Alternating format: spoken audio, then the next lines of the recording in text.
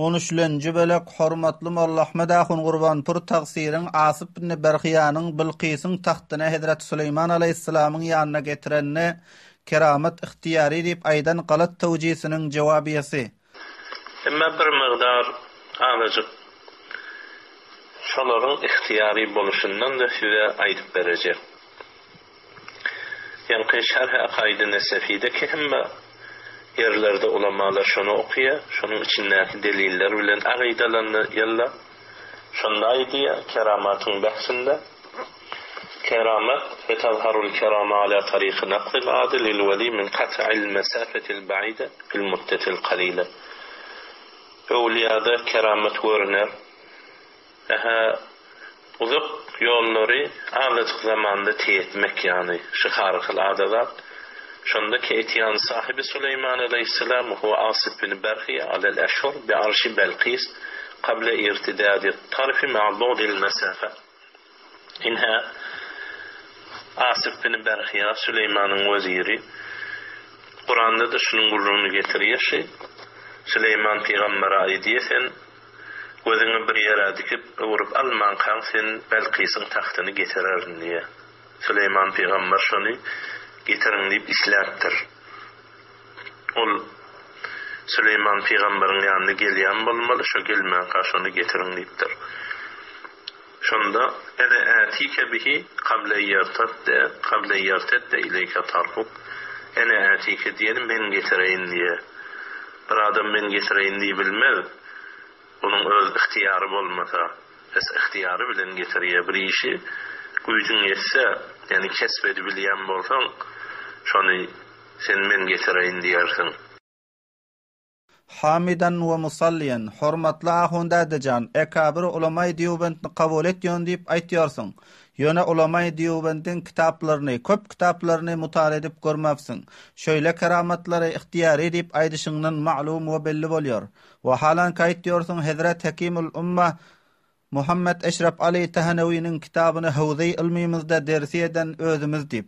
Hakimul Umma rahimahullah'nın şagirdi Hazrat Mevlana Mufti Azam Pakistan Mufti Muhammed Şefi Osmani rahimahullah Tefsiri Ahkamul Kur'an'ın 3-nji jildi 38 we 39-njy saffasynda tahrir edipdir.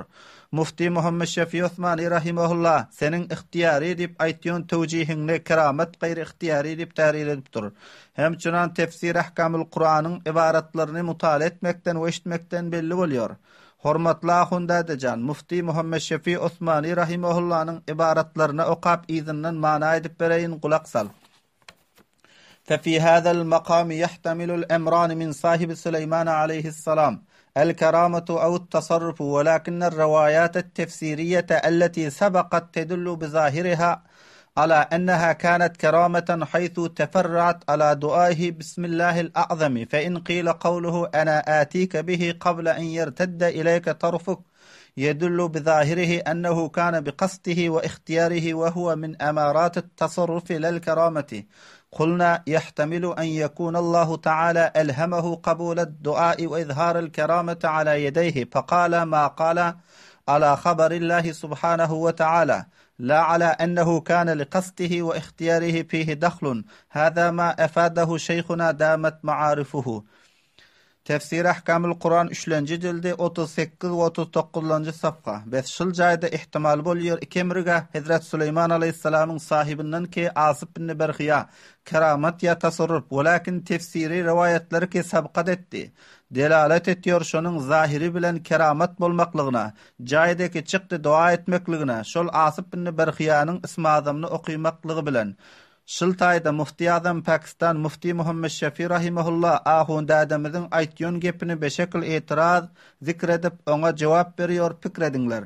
Bes eger aýdylsa etiraz suratda Allah Taalanyň gowly ki ana atika bihi qabla an yartadda ilayka tarfuk men alyp gelen seniň ýanyňa şol Bilqisyň taxtyny gözüňni açyp yummadyňdan şol riwayat we şol gep delalet etýär zahiri bilen bişek boldy şol Asif bin Berhiyanyň qasdy ihtiýary bilen we şol men alyp geljek diýmek tasarrufnyň nişanlaryndandyr ne keramat.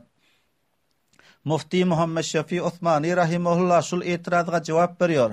Aýtýar biz ihtimali bolýar bolmaklygy Allah Taala ilham eden şol Asif bin Berhiyaga duasynyň kabul bolmagyny, ismi azamny okumak bilen we keramatny zahir etmegini şol Asip bin Berhiyanyň elinde. Bes aýtdy Asip bin Berhiya şol Bilqisyň taxtyny men alyp geljek diýip, ol zadyky aýtdy şol gepni Allah Taalanyň habar bermekligine binaen. Neyin ki şol Asip bin Berhiyanyň qasdu ihtiýaryna şonda daxil bolsa.